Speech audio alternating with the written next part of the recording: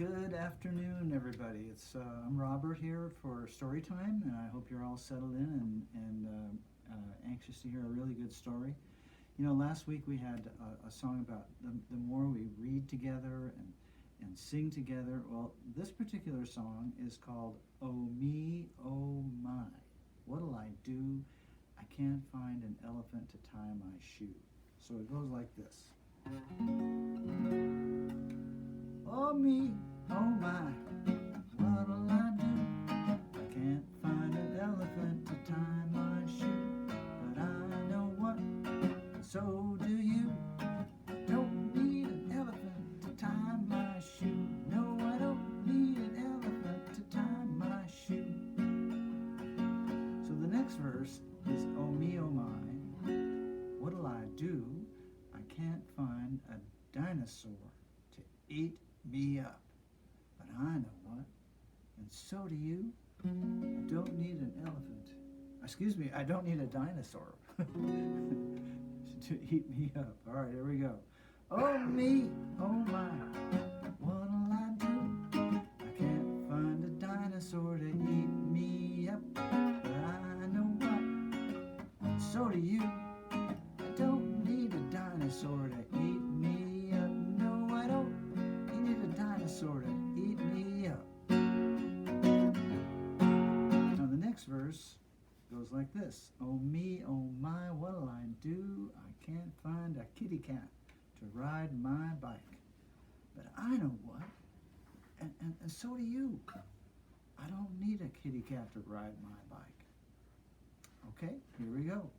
Oh me, oh my, what'll I do? I can't find a kitty cat to ride my bike, but I know what, and so do you. I don't need a kitty cat to ride my bike. No, I don't need a kitty cat to ride my bike. Now the last verse goes, oh me, oh my, what'll I do? I can't find a radio to sing my song, but I know what, I know what, no, so do you. I don't need a radio to sing my song.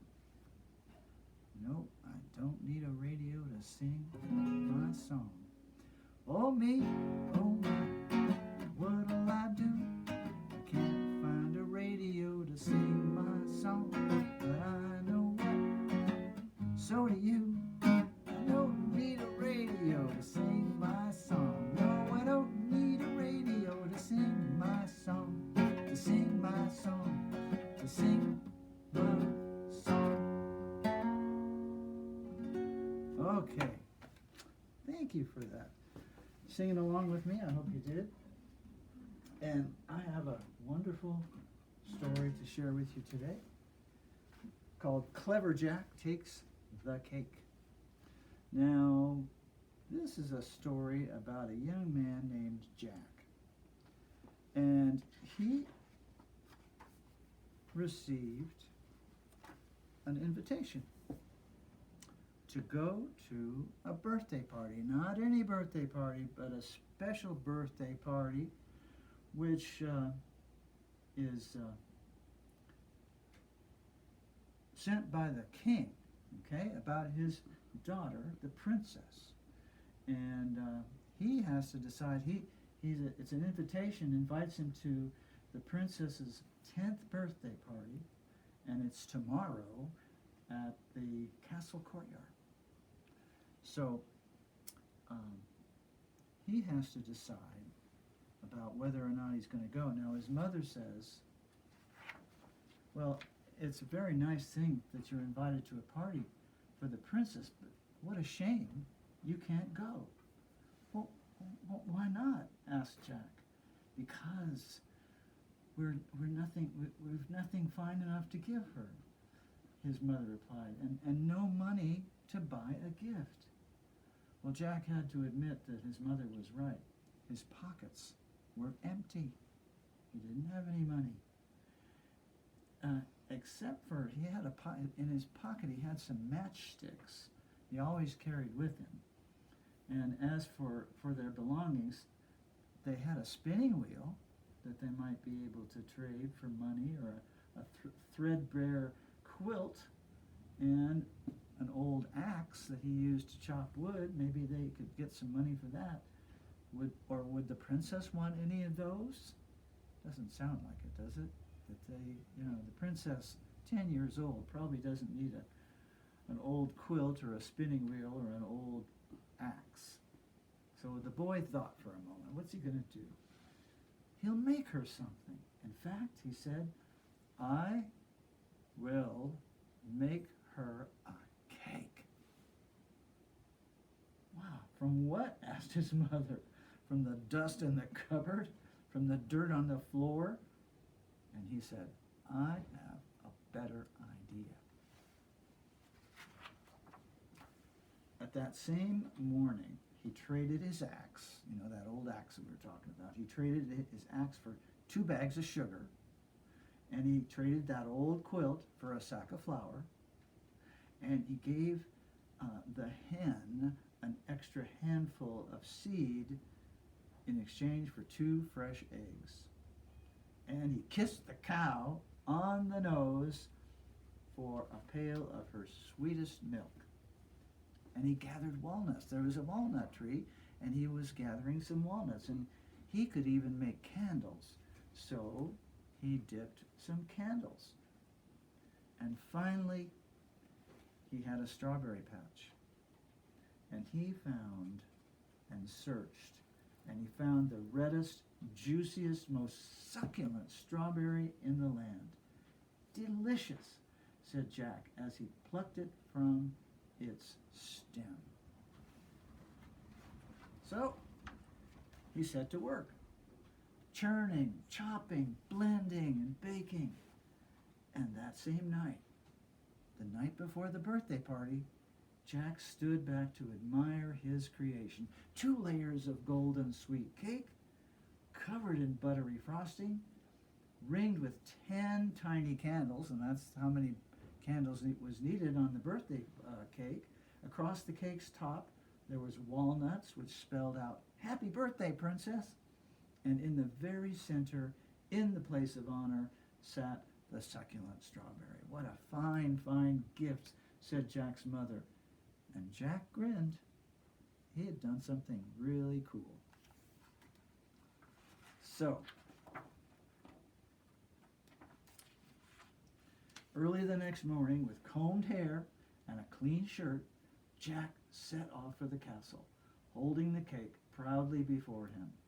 Before long, he came to a bloom-speckled meadow. Perhaps I should pick some flowers for the princess, thought Jack, just as 24 blackbirds rose into the air. Like a sudden summer storm cloud, they swirled around the cake, pecking and nipping and flapping and picking. "Get back!" hollered Jack. "I'm taking this cake to the princess." And the crows said, "Ah, caw, caw, caw, caw." They cackled, and as quickly as they had come, they were gone, but they took with them the walnuts that spelled "Happy Birthday, Princess." They took them all, so they were gone from the cake. Now Jack looked at his gift. At least I still have 2 layers of cake, 10 candles, and the very special strawberry. So he's holding the cake proudly before him, and he continued on to the castle. Before long, though, he came to a bridge. "Toll!" a voice demanded. Out stepped a wild-haired troll. "No one crosses my bridge without paying." "But I haven't any money," said Jack. The troll licked his lips. "But you do have a cake." "Well, I'm taking this cake to the princess," said Jack. And just how will you get it there?" growled the troll. "You and your cake are on this side of the river. The princess is on that side, and my bridge is the only way across." "So what would you do?"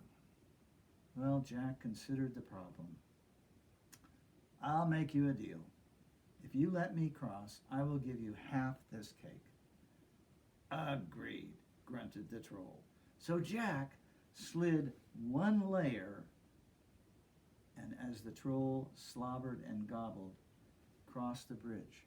So the cake was 2 layers to start with, and now it's down to 1.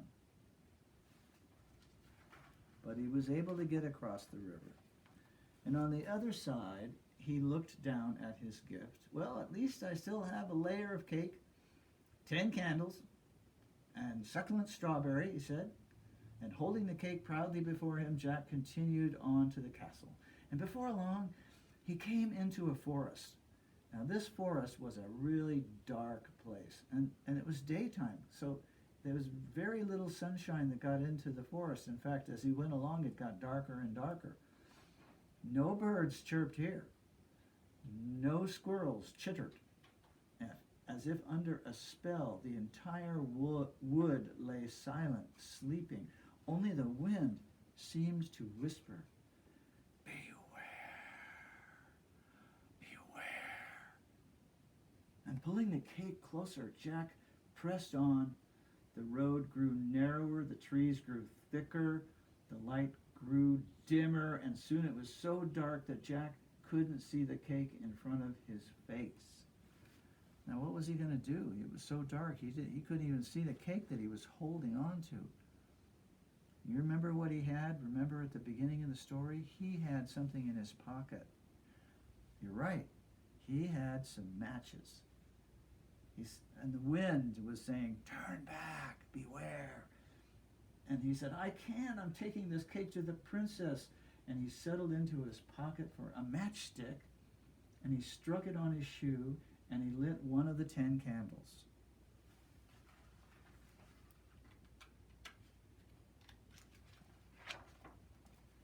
And the tiny flame cast a magical circle of light. In its warm glow, Jack carefully made his way forward. But the little candle quickly burned down and it snuffed out. So Jack lit a second candle, but he had not gone much farther before it too snuffed out. So Jack lit a third, and then a fourth, and then a fifth, until the 10th and final candle flickered, fluttered, sputtered to its end. And as it did, the road widened, the trees thinned, and bright sunlight shone once more. And Jack looked down at his gift. Well, at least I have the layer cake and the succulent strawberry. Now, holding the cake proudly before him, he continued to the castle, and before long he came to a clearing. "Good morning, sir," called out an old gypsy woman. "Have you come to see Samson dance?" At the sound of his name, the bear beside her rose up on his hind legs. I don't have time," replied Jack. "I'm taking this cake to the princess." "Well, then we shall make it a quick jig," said the gypsy, snatching up her concertina. She had a little instrument where she would play music. "Oompa, oompa," wheezed the instrument. "Shuffle, shuffle, kick," danced the bear. Tap, tap, tap went Jack's foot as he set down the cake to dance with his new friends. And gulp! "Hey!" cried Jack. The bear ate the princess's cake.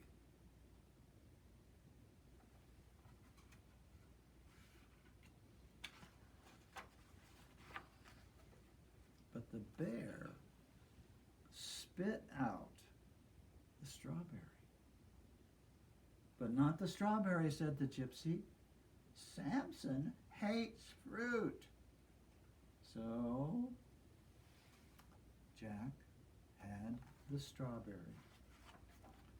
That's all he had left. The cake was gone, the candles, of course, everything was gone. He looked down at his gift, and for several seconds he was unable to speak, and finally he said, "Well, at least I still have this, the reddest, juiciest, most succulent strawberry in the land." And holding the strawberry proudly before him, Jack continued on to the castle, across the drawbridge, through the fortress walls. There's the one guy here with a sign that says party. So he's in the right direction here. So he goes across the drawbridge, straight into the courtyard. Here he is. What a sight! There, smack in the center of all the merry festivities, sat the princess on her velvet throne. A long line of guests stretched out before her, and one by one they presented her with their gifts, each more fabulous than the last. But even the most magnificent treasures did not seem to interest Her Highness. More rubies, she said with a bored yawn. How tiresome. Another tiara. How dull. And joining the line, Jack glanced down at his humble gift. And so the guard asks him, and just what have you brought the princess? And Jack says, a strawberry, the reddest, juiciest, most succulent one in the land, and he held it out for the guard to see. That's a fine piece of fruit, agreed the guard, but I cannot allow you to give it to the princess. Why not? Because she's allergic to strawberries, said the guard. One taste and she swells up like a balloon. No, gasped Jack. You think this story probably has a very bad ending, but no, it doesn't. Because, yes, said the guard, I'm sorry, but you'll just have to give it to me. Reluctantly, Jack handed over the strawberry. And now Jack found himself at the front of the line. The princess turned her gaze at him. And what have you brought me? She asked. And Jack gulped. He blushed. He shuffled his feet. Well, and he took a deep breath, and he knelt down before her. Your Highness, he began, let me explain what happened.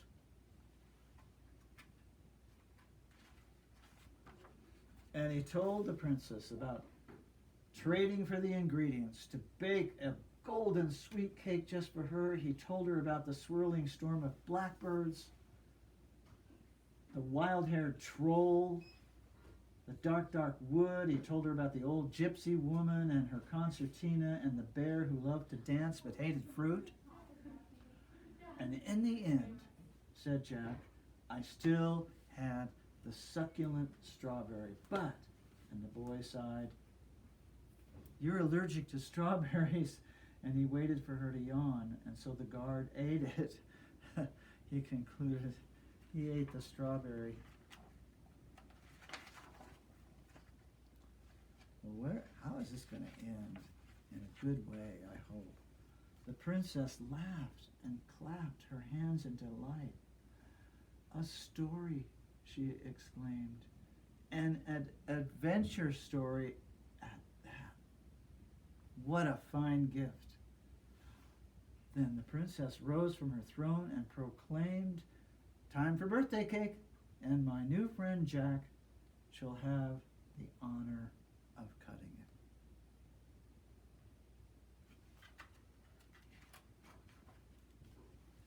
it. And there they are, the princess and clever Jack enjoying the birthday cake. So it wasn't so much a special present like a ring or a ruby or a tiara. The princess loved a good story. And that was the best gift that she could have gotten for her birthday. And that was a book called Clever Jack Takes the Cake. The author down here is named Candace Fleming. And the person who drew all the pictures, the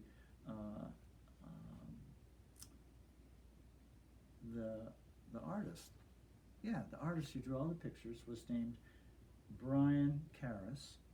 And this book was put together and made by the people at Schwartz Wade Books, New York. So this book came all the way from New York and into our library. And it's going to be on the shelf if you are interested in it next time you come to the library. Thanks a lot for being here for the story time, being with me. And as we sang last week, the more we get together, the more books we read together, the happier we'll be. The more we read together, the more we read together, the happier we'll be. 'Cause my books are yours.